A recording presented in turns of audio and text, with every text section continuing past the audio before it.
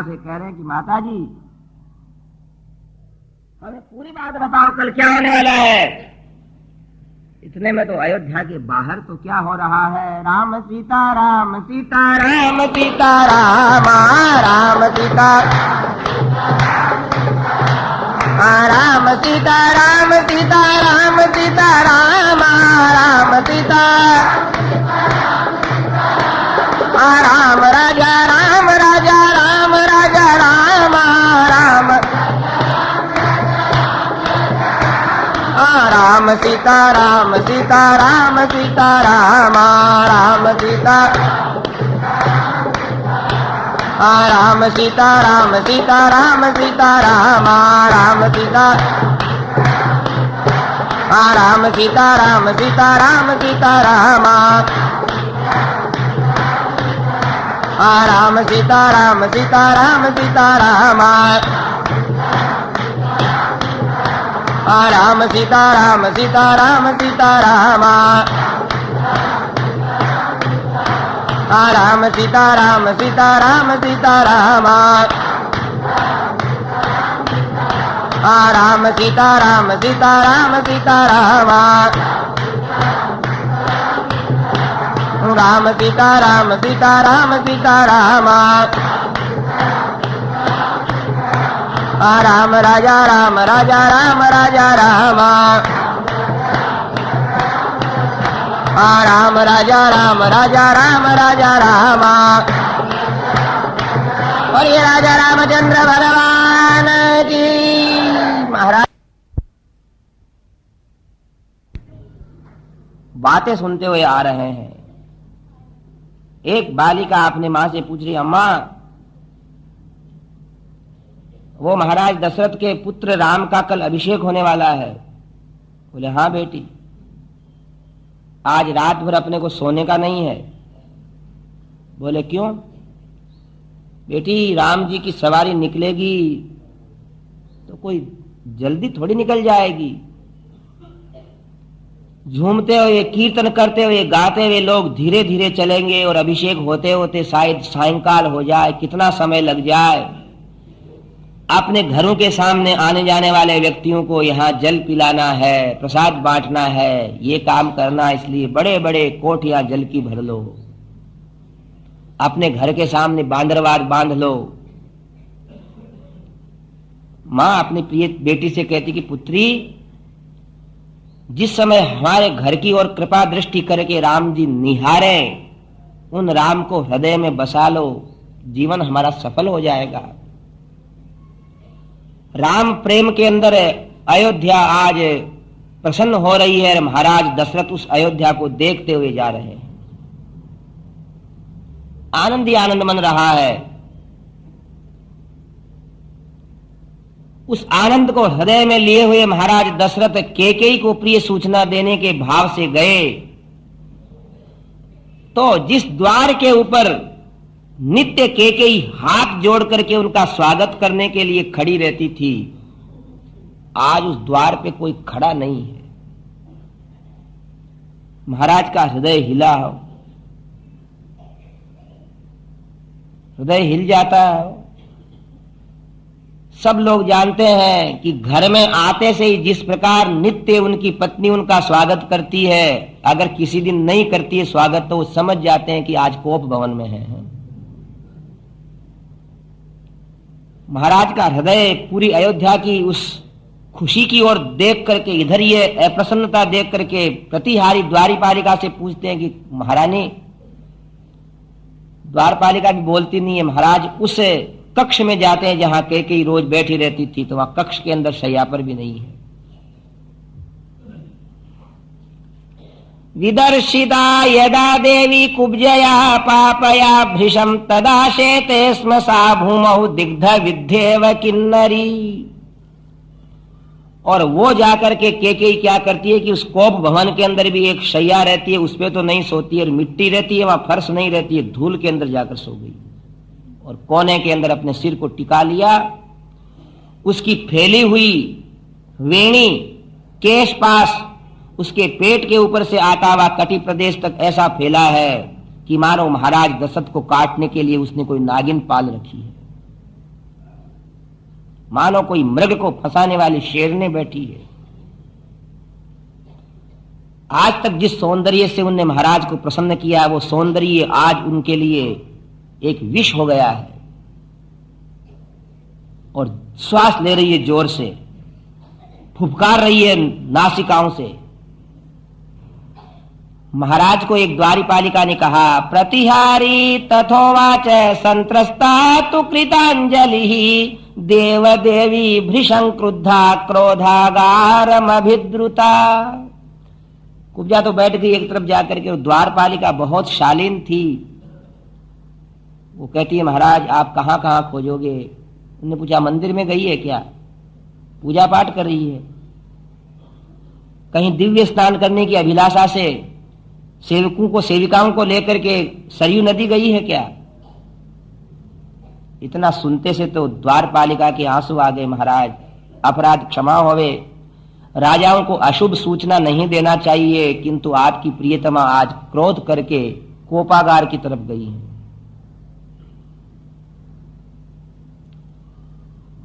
महाराज ने अपने हृदय से कहा कि ये हृदय अब क्या होने वाला है।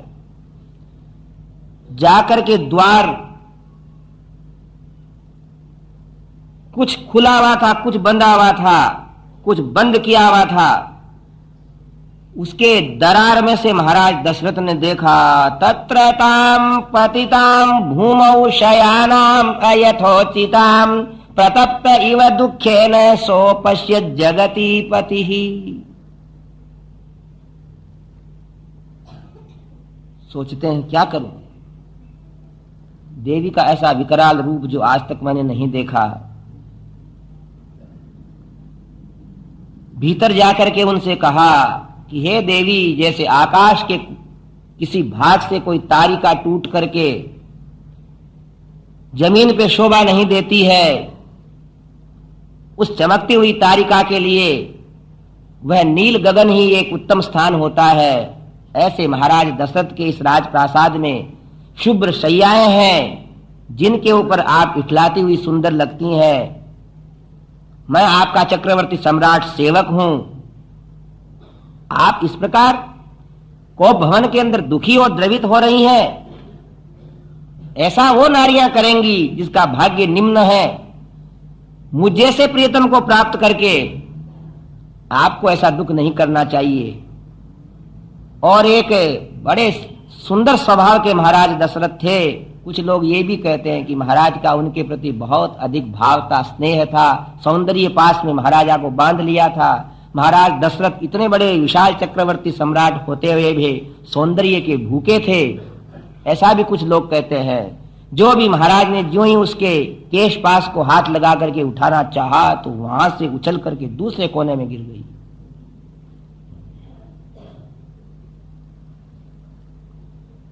और देखने लगी।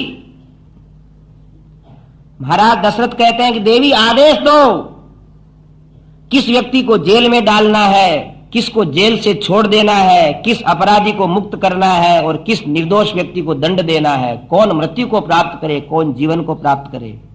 मैं तुम्हारा सेवक तुम्हें कह रहा हूं। अब तो वो सब सुनकर के कहती है, तम मन्मथ शरैर्विद्धम काम वेग वशानुगम उवाच पृथ्वीपालम कैकेयीं दारुणम वचः। थोड़ी सी उठ करके कहती कि महाराज मत बातें करो ऐसी। अग्निदेव की साक्षी में मेरा हाथ पकड़ करके लाए और आज तक आपने मेरे को ठगने के सिवा कोई दूसरा काम नहीं किया। मैं जाना आज कि आप मतलब के हो, आप स्वार्थी महाराज हो। आपने केवल मेरे शरीर के सौंदर्य की इच्छा रखी है, मेरे हित की इच्छा कभी नहीं रखी। नहीं तो मेरे को आज यहां कोप भवन के अंदर आना ही क्यों पड़ता है। हे अयोध्याधिपते, आप इतनी बातें कह रहे हो कि कौन अपराधी मुक्त होना चाहिए। मुझे पूछ रहे हो कि कोई बीमार हो क्या तुम? न बीमार हूं, न किसी अपराधी को मुक्त करना चाहती, न किसी निर्दोष को दंड देना चाहती। मेरी एक इच्छा है, वो पूरी करना चाहती हूं। और हे चक्रवर्ती सम्राट, हे रघुवंश में उत्पन्न होने वाले सत्यवादी महाराज, कोई भीख नहीं मांग रही हूं आपसे, ऐसा मत सोचना। मैं क्षत्रियांगना हूं, भीख का कटोरा हमने नहीं फैलाया कभी। हमने हमारी वस्तुओं को लेने का अधिकार रखा है। तो ये बताओ कि आपको अपने पूर्वजों की सत्य निष्ठा के ऊपर विश्वास है क्या? यदि महाराज सत्य के अंदर ही राजा हो और अपने पूर्वजों के गौरव के ऊपर आपकी आस्था है, तो सौगंध खाओ कि मेरे को दिए हुए वरदान आज मेरे को दोगे। और महाराज का उसी समय हृदय पानी पानी होने लगा। अरे कहां आ गया है।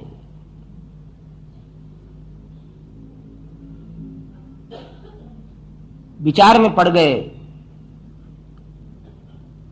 एक कोने के अंदर केकई बैठी है कोप भवन में, और एक कोने के अंदर महाराज अपने सफेद दाढ़ी को लिए जमीन से सिर टिकाए हुए सोच रहे हैं कि अरे विधाता, तूने भी मेरे जीवन के अंदर राम जैसे बेटे को देकर के बुरे लेख भी लिखे दिखते हैं।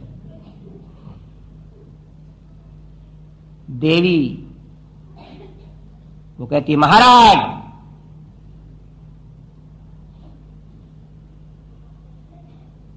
आप क्या चाहती हो, आप मांगो। यथा क्रमेण शपसे वरम मम ददासि च त्रच्छन्वन्तु त्रयस्त्रिंशत् देवास्येन्द्र पुरोगमाः। तब वो महाराज दशरथ क्या कह रहे हैं कि दूंगा देवी, प्रतिज्ञा करो महाराज।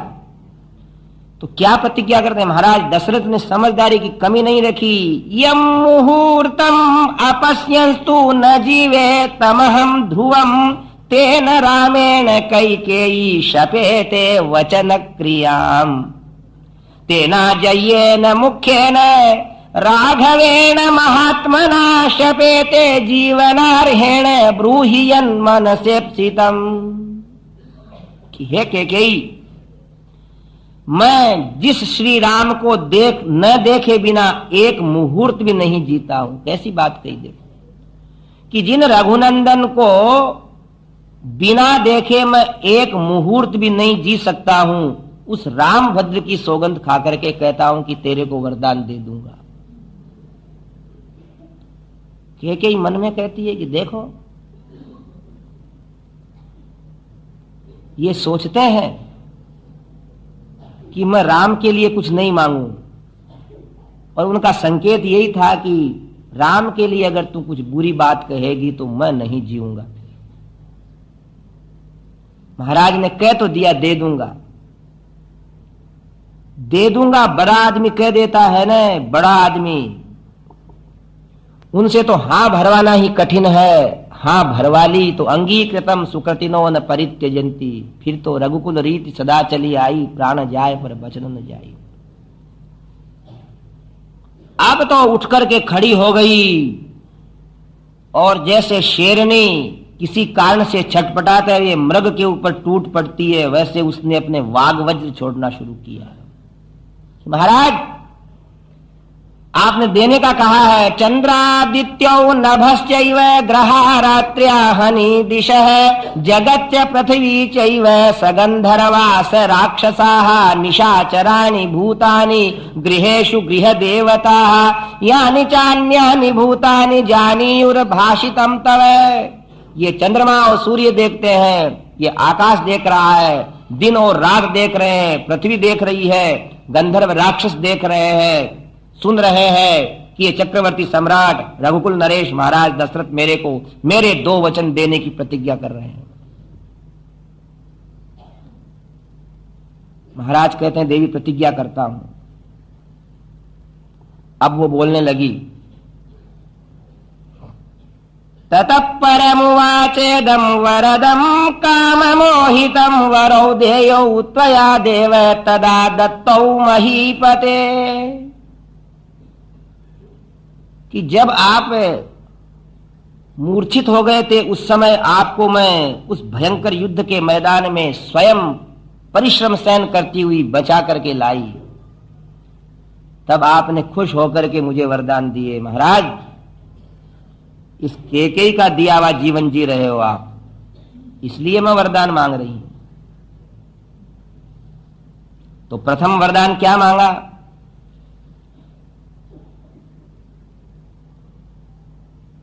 वरदान क्या मांगा पहले? अगर भरत के लिए राज्य मांगती या राम के लिए वनवास मांगती, कौन सा पहले मांगू, उसने सोचना शुरू किया।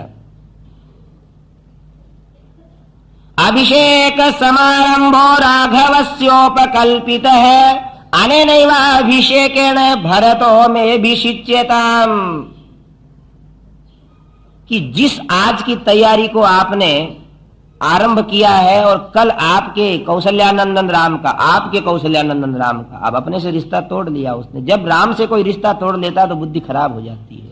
मेरे राम जब तक कहता है, जब तक बुद्धि ठीक रहती है। और जिस दिन से केकई ने कहा कि कौशल्या का राम, दशरथ का राम, तब से उसकी बुद्धि खराब हो गई। आपके राम जिनके लिए आपने तत्परता दिखाई है, इस अभिषेक की सामग्री से मेरे भरत का अभिषेक होवे। महाराज दशरथ ने कहा जरूर होगा। सोचा कि रुक जावे, पर क्या कहती है?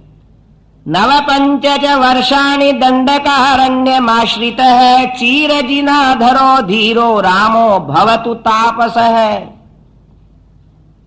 और महाराज 9 और 5 14 वर्ष तक वलकल वस्त्र पहन करके राम तपस्वी बन जावे। महाराज सुन ही नहीं रहे थे, मूर्छित हो गए राम के वियोग में। इतने में फिर कहती है कि एष में परम है कामो दत्तमेव वरम रणे, अद्य चैव ही पश्चेयम प्रयांतम राघवम वने। और महाराज इन दोनों वरदान में एक बात और है कि उन राम को, कौशल्यानंदन राम को मैं आज ही वन जाते देखना चाहती हूं।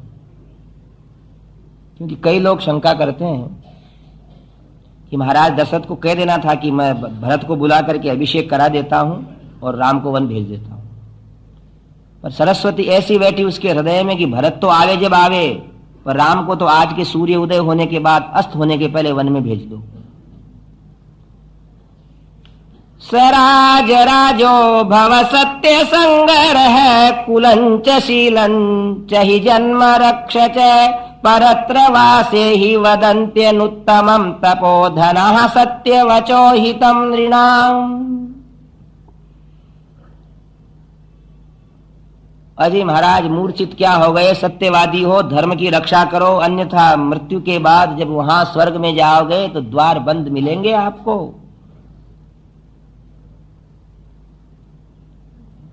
राम को अभी अभी राज्याभिषेक की घोषणा करके आए थे, वो भी इन्हीं महाराज ने घोषणा की है, और वरदान देने की भी इन्हीं महाराज ने घोषणा की है।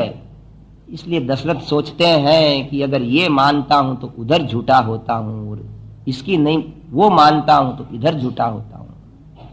ततः श्रुत्वा महाराजः कैकेय्या दारुणं वचः, चिंताम् अभिसमापेदे मुहूर्तं प्रतताप च।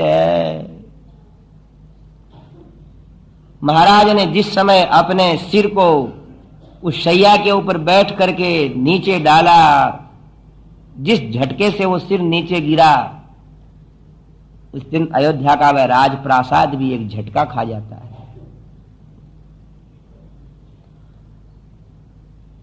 अरे धिक्कार है केकेयी, क्या मांगती है?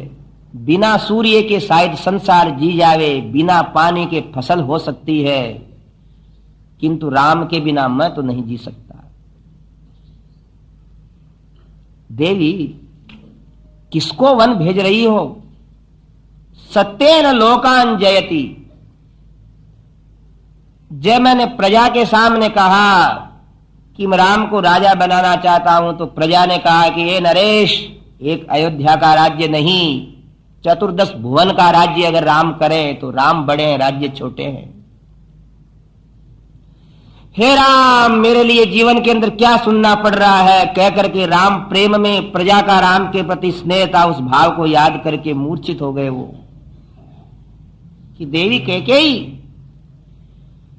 जिनने केवल मेरे ज्येष्ठ पुत्र होने के नाते राज्य के और अधिकार प्राप्त नहीं किया है, जिनने सबकी सेवा करके अपने को अनुकूल किया है।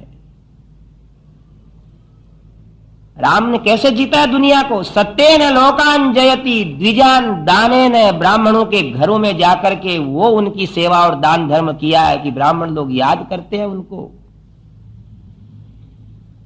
जो हमेशा अयाचित वृत्ति से रहते हैं। यहां महाराज कैकेयी सुने या न सुने, किंतु अपने प्रिय पुत्र के गुणों को एक एक को स्मरण कर रहे हैं कि ब्राह्मण लोग घर के अंदर बैठे बैठे रूखी रोटी खा लेते हैं, किंतु किसी के यहां मांगने नहीं जाते। उन ब्राह्मणों को जा जा करके अपने हाथों में सामान ले ले करके, नौकरों के द्वारा नहीं पहुंचाया कैकेयी, जो राम स्वयं अपने हाथों में फल के, जल के, अन्न के, घृत के, दही के पात्र ले जाकर के ब्राह्मणों के घरों में रख करके आया है। सेवक कहते कि हे रघुनंदन, हम ले चलते हैं। नहीं, बोले तुम ले चलोगे, उसमें क्या महत्ता है, इन मुनीश्वरों को तो मैं स्वयं दे करके आऊंगा।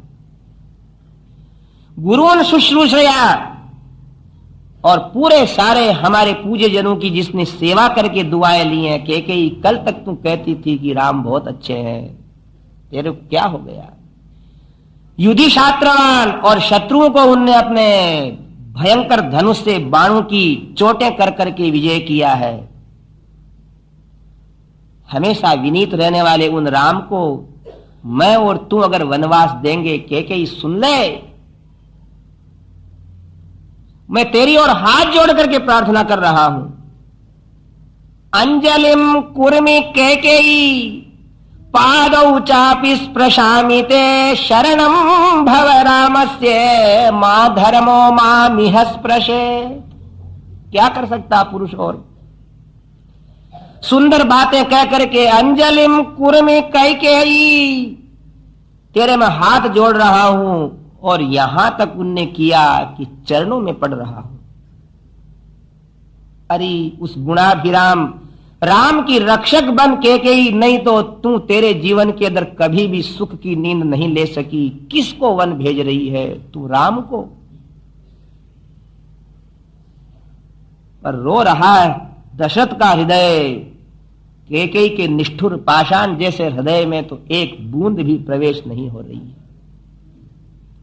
मिट्टी का ढेला समुद्र की हवा से, नदी की हवा से दूर पड़ा हुआ भीग करके बिखर जाता है, किंतु नदी के अंदर रहने वाला जैसे पत्थर दिन रात भीतर रहने के बाद भी अंदर से गीला नहीं हो सकता।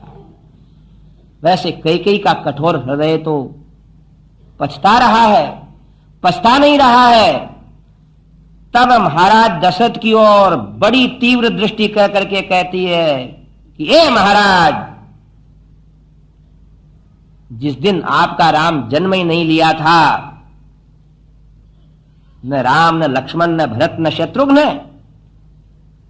उसके पहले आपके शरीर को रक्षा करने वाली देवी कैकेयी के सामने झूठ बोल रहे हो, देने का कह करके बातें बना रहे हो। अगर तुम्हें कोई पूछे महाराज कि किसकी कृपा से राम, लक्ष्मण, भरत, शत्रुघ्न का जन्म हुआ है, तो वो मैं हूं। और अपने पुत्र के वियोग के अंदर, अपने पुत्र के प्रेम में अगर मेरे वचन नहीं पूरे करोगे तो महाराज ये विष पड़ा, मैं पी करके मरती हूं। उठाई बोतल और मुंह में डालने लगी। महाराज ने हाथ पकड़ के रख दी। देवी ठहरो, महाराज बातें मत बनाओ।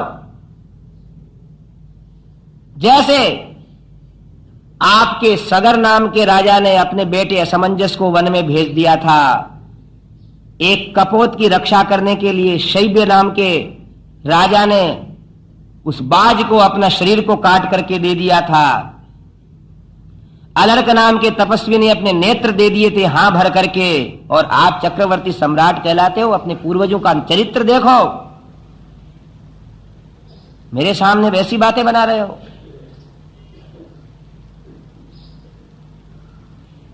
और महाराज जैसे आप राम की सौगंध खा करके हाँ भर रहे हो, और वैसे मैं भरत की सौगंध खा के कह रही हूं कि राम को वनवास भेजे बिना मैं नहीं जी सकती और नहीं रह सकती, जल्दी करो मेरे लिए हाँ भरो। महाराज दशरथ कहते हैं कि देवी एक बात तो तुम बहुत सुंदर कह रही है। बोले क्या? कि अगर मैं तुम्हें वरदान नहीं देता हूं तो झूठा हो जाऊंगा, पर मेरी एक बात तो सुन। मैंने तेरे को वरदान दिया, वैसे ही मैं आज पूरी सभा के अंदर राजा महाराजाओं में घोषणा करके आया हूं कि कल राम को राज्य दूंगा। तो वो भी तो घोषणा मैंने की है, तो तेरी बात मान लूंगा तो उधर झूठा हो जाऊंगा। इसलिए तू ऐसा कर कि मैं तेरे को राज्य दे देता हूं और तू बड़ी बन जा, तू राम को राज्य दे दे। बोले महाराज इसीलिए तो मैं आपसे कह रही हूं, आपने मेरे को धोखा दिया है। कम से कम जैसे प्रजा के लोगों से पूछा वैसे मेरे को भी पूछ तो लेते कि मैं राम को राज्य दे रहा हूं, तेरे दो वरदान बीच में तो नहीं आएंगे। अजी झूठे महाराज, बात मत बनाओ। ऐसा कह करके ऐसा झटका दिया वाणी का कि महाराज ने तो धीरे धीरे सोचा कि किसी तरह बात बनाऊं, और रहा सा धैर्य भी उनका समाप्त हो गया।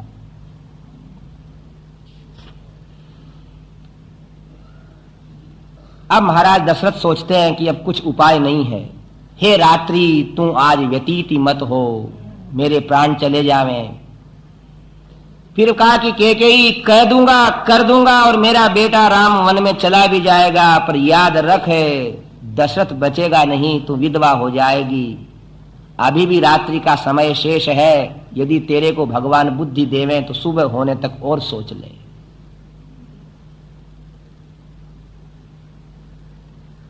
सोच लिया महाराज, आज का सूर्योदय या तो भरत के अभिषेक के लिए और राम के वनवास के लिए निश्चित होगा, और नहीं तो कैकेयी की अर्थी अयोध्या के श्मशान घाट पे पहुंचेगी।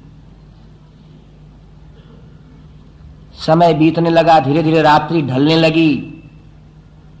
महाराज दशरथ कह रहे हैं प्रियम चेद भरतस्य तद राम प्रभु राजनम भवेद मास्म में भरत है कार्षीद प्रेत कृत्यम गतायुष मृते मयि गते रामे वनम पुरुष पुंगवे सेदानीम विधवा राज्यम सपुत्रा कारयिष्यसि। बिलखते हुए दशरथ कह रहे हैं कि जब भरत को राम का वनवास अगर अच्छा लगने लग जाए तो हे कैकेयी मरे हुए महाराज दशरथ की प्रेत क्रिया उस भरत से मत करवाना, और मेरे मरने के बाद इस विधवा पृथ्वी का तू तेरे भरत से शासन करवाना।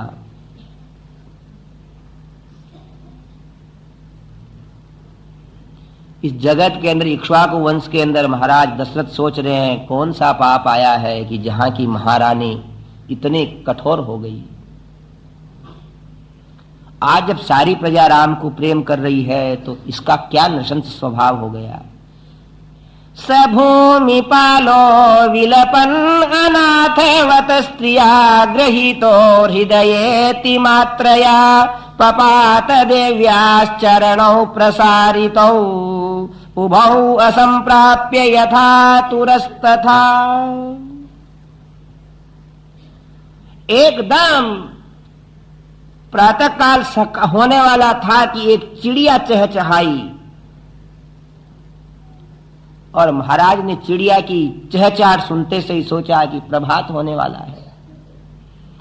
दुनिया जग करके अभी मेरे से प्रार्थना करेगी। अरे अयोध्या के अंदर रात भर गीत हो रहे थे, बालक बालिकाएं राम के दर्शन करने के लिए राज्याभिषेक के लिए लालायित हैं। जिस मैंने उनके अभिषेक की बात कही थी, अगर मैं कहूंगा कि राम को वन भेजूंगा तो मेरे को कितने आज कटु वचन सुनना पड़ेंगे। उस दुख से द्रवित होकर के उठे और हिम्मत बटोर के कैकेयी के चरणों में गिर पड़े कि देवी अभी भी तू मेरी बात मान ले। देख चिड़िया चहचहा रही है। दूर जाकर के वो गुस्सा करके बैठ गई। कोई उपाय चला नहीं। प्रातः काल का समय हुआ।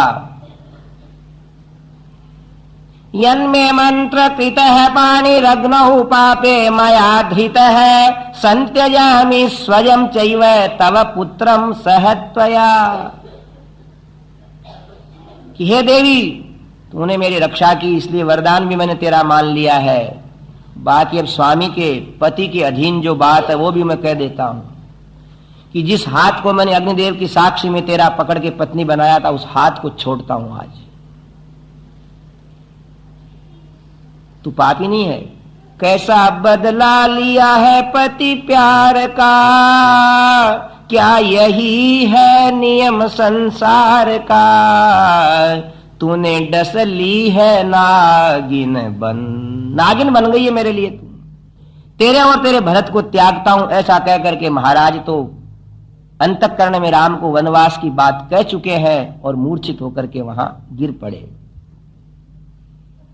कुछ मालूम नहीं उनको कि कब प्रभात हुआ, कब सूर्योदय हो गया। दुखी होकर के, द्रवीभूत होकर के अपने मूर्छित हो गए।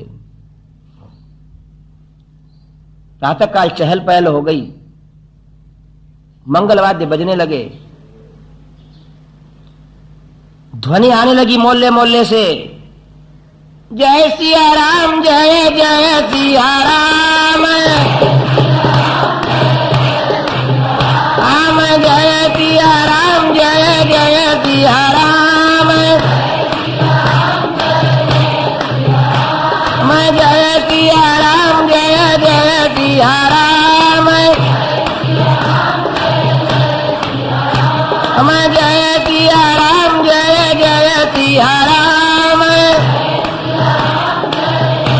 और ये राजा रामचंद्र भगवान की। और गली गली के अंदर जब जय राम श्री राम शब्द सुनाई देने लगे कि महाराज को होश आया। उदित हुए सूर्य को देखा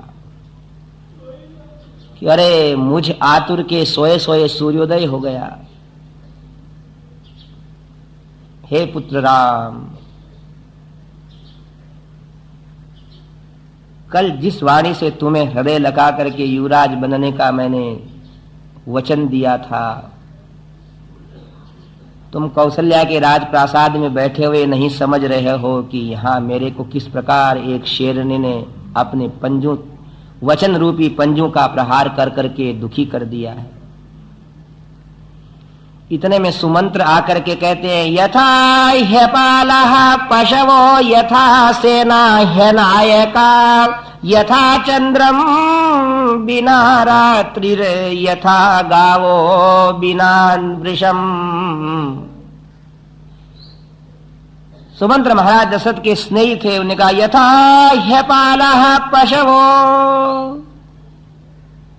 हे महाराज, जैसे पशु चलने लग जाते हैं और उनका पालक उनको किसी प्रकार निर्देश में नहीं रखता है तो उनको समझ में नहीं आता कि किस खेत में चरे। जैसे सेना में वीर लोग रहते हैं किंतु सेना नायक नहीं होता है तो वो लड़ नहीं सकती, और जैसे रात्रि में चंद्रमा के बिना शोभा नहीं होती, गायों के झुंड में विशाल मदोन्मत्त वृषभ नहीं होता तो उनका कोई स्वामी नहीं होता, वैसे आपके जगे बिना हम अयोध्या के सारे नागरिक जगे हुए भी सोए हुए हैं। ए सूर्य कुल शिरोमणि महाराज दशरथ, उठो, मैं सुमंत्र आपकी जय जयकार कर रहा हूं और कल के घोषित कार्यक्रम को गति प्रदान करो।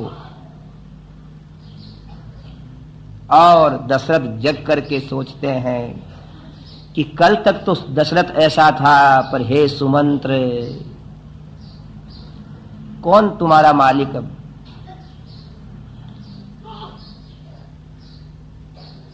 सुमंत्र ने महाराज को देख करके, सुमंत्र है करुणम श्रुत्वा दृष्ट्वा दीनंच पार्थिवम प्रगृहीतांजलि किंचित तस्माद् देशाद् अपाक्रमत। सुमंत्र ने कहा कि महाराज, आज तक आपको इस प्रकार दीन नहीं देखा, क्या बात है? इतने में केकई ने कहा कि कुछ बात नहीं है, ये रात को सो नहीं सके राम के स्नेह में, आप राम को बुला लो। तद्गच्छ त्वरितम सूत राजपुत्रम यशस्विनम रामम आनय भद्रन्ते नात्र कार्या विचारणा। केकई ने खुद ने कह दिया। सुमंत्र ने कहा, देवी राम जी को बुलाने में कौन, मेरे को कुछ संकोच थोड़ा है, पर महाराज कहें तो सही। इतने में राजा ने गर्दन गिरा करके कहा, सुमंत्र रामम द्रक्ष्यामि शीघ्र मानय सुंदरम समन्यमानः कल्याणम हृदयेन ननंद च सुमंत्र रामम द्रक्ष्यामि। हे सुमंत्र राम को लाओ, शीघ्र मानय सुंदरम। और उसी समय लोकाभिराम अभिराम राम उनके हृदय में आ गए दशरथ के, और उनसे प्रेम करते हुए मूर्छित हो गए। सुमंत्र राम को लेने के लिए राजप्रासाद जाता है। सारे वेदवादी तेतुताम रजनी मुष्य ब्राह्मणा वेद पारगा उपतस्थूर उपस्थानम सह राज पुरोहिता। बाहर देखो तो सारे ब्राह्मण लोग आकर के मंगल वस्तुएं लेकर एकत्रित हो गए हैं। प्रजा, सूर्य चढ़ रहा है इसलिए सारी इकट्ठी हो गई है। नदियों के जल घड़े भरे हुए हैं जिनके ऊपर दधी के और हल्दी के छापे लगे हुए हैं। पल्लव शोभा दे रहे हैं, नारिकेल फल उनके ऊपर रखे हुए हैं। सारी व्यवस्था हो चुकी है। सवाजियुक्तेन रथेन सारथिः समाकुलं राजकुलं विराजयन् वरूथिना राजगृहाभिपातिना पुरस्य सर्वस्य मनांसि हर्षयन्। सुमंत्र से पूछा, क्या बात है महाराज, कब आएंगे? बोले महाराज आएंगे, मैं राम को बुलाने जाता हूं। अभी तक सुमंत्र को भी मालूम नहीं पड़ा। रथ से गए कौशल्या के महल में, भगवान राम से कहा, सतदन्तपुरद्वारं समतीत्य जनाकुलं प्रविविक्तां ततः कक्ष्याम् आससाद पुराणवित्। सारी ड्योढ़ियों को रथ से ही पार करके भगवान रघुनंदन जो प्रातः काल उठ करके पुनः स्नान करके सीता के साथ बैठे भजन कर रहे थे, जाकर के सुमंत्र ने कहा कि आपको महाराज ने याद किया है। अब तो वो रथ सजाया जाने लगा जिसमें सुरक्षा के सब साधन हैं, क्योंकि राजा बनने वाले दिन सुरक्षा के उपाय किए जाते हैं। लक्ष्मण धनुष बाण लेकर के उनके साथ में रथ के ऊपर विराजमान हो गए। भगवती जानकी द्वार तक राम जी को पहुंचाने के लिए आती है। पति सम्मानिता सीता भरतारमसिते क्षणा आद्वार मनुव्राज मंगलान्यभ्य दध्युषी। ये नारियों के लिए पति को किस प्रकार प्रस्थान कराना। पति सम्मानिता सीता, भगवान राम ने कहा देवी मैं जा रहा हूं। इतना कहते से ही भगवती उठी, अपने कक्ष का द्वार खोला, बीच में कोई वस्तुएं पड़ी थी उनको हटा दिया। देवी तुम बैठो, मैं चला जाऊंगा। उसके बाद भी जो नारी पति के साथ द्वार तक आवे, क्या करती हुई जानकी जी आ रही हैं? आद्वार मनोवराज मंगलान्यभ्य दध्युषी, मंगल मनाते हुए कि मेरे स्वामी का मंगल होवे। उपदेश है नारी जाति के लिए कि आपका सर्वोत्तम अलंकार आपका पति है, वो घर से बाहर निकले तो सर्वेश्वर से प्रार्थना करो कि उनका मंगल हो। सीता के मुख को भगवान राम देखते हैं। उन जाते हुए राम को हृदय में विराज करके भगवती रथ की तरफ नजर डालती है, जहां लक्ष्मण पहले से ही खड़े हैं, उनके मित्र खड़े हैं। रथ के अंदर भगवान बैठे।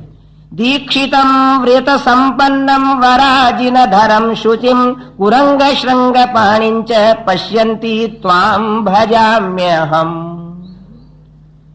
सीता हाथ जोड़ लेती है और भगवान के लिए यहाँ मंगल कामनाएं और करती है। पूर्वाम दिशम वज्रधरो दक्षिणाम पातु ते यमः वरुणः पश्चिमाम आशाम धनेशस्तुत्तराम दिशम। सारे लोकपाल आपकी सर्वत्र रक्षा करें। आगे जब रथ प्रस्थान करने लगे, लक्ष्मण वहां पास में बैठे ही हैं और जितने भी लोग हैं अयोध्या के राजमार्ग में, अभी किसी को सूचना का मालूम नहीं पड़ा। मानो विधाता इतने दया जरूर कर रहा है कि थोड़ी देर बाद भले ही अयोध्या के नागरिक रोने लग जाए, एक बार तो राम जी की शोभा यात्रा निकल देख लें। सुमंत्र ने कहा, हे रघुनंदन, शीघ्र बुलाया महाराज ने, इसलिए छोटे से मार्ग से ही चलेंगे। फिर भी सुमंत्र ने प्रजा को देख करके सोचा कि अगला क्षण न जाने वहां क्या मंत्रणा हुई है, कैसे बीतेगा, थोड़ी देर भी हो जाएगी तो महाराज मूर्छित हैं, क्षमा कर देंगे। और सुमंत्र के आंसू आ गए। पुराने बातों को जानता था कि जितने लोगों की मैं सेवा कर सकूं राम जी के दर्शन दिला करके वो तो जरूर करूंगा, इसलिए जानकर लंबे मार्ग से चले। श्री राम जय जय राम, राम श्री राम जय जय राम, राम श्री राम जय राम। क्योंकि भगवान राम पे वृष्टि होने लगी, मालाओं पे मालाएं दी जाने लगी।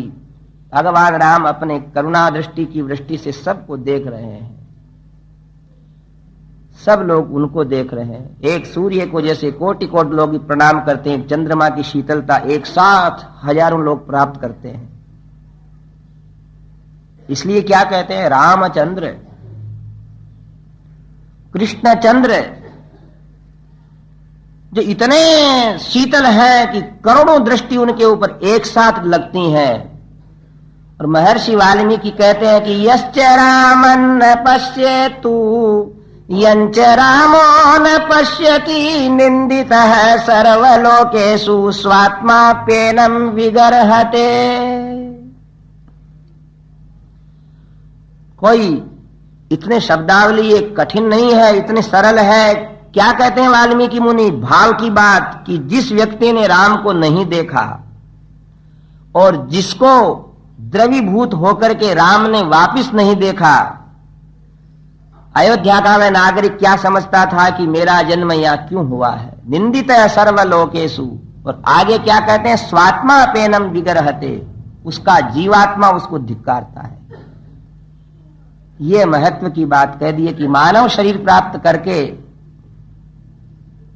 प्राप्य माम कर्म भूमिम न चरति मनुजो यस्तपो भाग्यहीन है स्थाल्याम वैदूर्य मय्याम पचति लशुनम चंदनै इंदनोघैः कृत्वा कर्पूर खंडान व्रतिमिह कुरुते कोद्रवाणाम समन्तात् सौवर्णैलांगलाग्रै विलखति वसुधाम अर्कमूलस्य हेतोः प्राप्य माम कर्म भूमिम न चरति मनुजो यस्तपो भाग्यहीन है।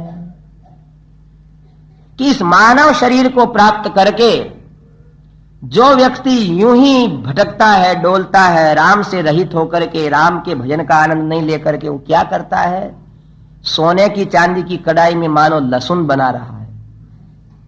निंदनीय काम, हल्का। कपूर की क्यारी बनाई है और खेती काय की कर रहा है, प्याज की। सुवर्ण का हल जोत रहा और बीज क्या रहा, आंकड़े के बीज। तो देखो सज्जनों, हम सोचें कि हम क्यों आए हैं यहां क्या देखने आए हैं। कोई कहे कि विषय भोग, तो देखो विषय भोग मनुष्य से अधिक पशुओं को प्राप्त है, निर्लज्ज होकर भोगते हैं वो। दाम्पत्य प्रेम तो मनुष्य की अपेक्षा पक्षियों का भी ऐसा होता है कि एक सारस हमेशा जोड़े से ही रहता है, अगर एक मर जाए तो दूसरा ऊपर आकाश में जाकर के पंखों को हिलाना छोड़ करके मर जाता है। और सब चीजें सब जगह पशु योनि में प्राप्त हैं। भोजन वो करते हैं, निद्रा उनको आती है, संतान उनके होती है। अगर मानव शरीर मिला है तो राम जी को देखने का मौका मिल रहा है। गोस्वामी जी ने तो क्या कहा है कि अरे प्राणियों, जिस व्यक्ति ने मनुष्य शरीर प्राप्त करके एक बार भी राम कह दिया, धोखे में भी, तुलसी जिनके वदन ते धोके हूं निकसत राम, तिनके तन की पगतरी और मेरे तन को चाम। कि जिस मनुष्य ने एक बार भी राम का नाम ले दिया, उसके चरणों की पगतरी का मैं दास बनता हूं। और नहीं तो किसी ने कहा है गोस्वामी जी ने कि ही फाट हूं फूट हूं नयन, जर हूं सो तन के ही काम, द्रव ही स्रव ही पुलक ही नहीं, तुलसी सुमिरत राम। कि जो हृदय भगवान के प्रेम में रोता नहीं है, नेत्र आंसू नहीं बहाते हैं, शरीर पुलकित नहीं होता है, वो जल जाए तो अच्छा, कोई काम का नहीं, वो शरीर बेकार है। वो यहां गोस्वामी जी ने इतना समझाया है कि क्या काम का वो जीवन जिसमें हम लोग भगवान की ओर नहीं बढ़े। राजा महाराजाओं को भी कहा है, झूमत द्वार अनेक मतंग जंजीर जुड़े।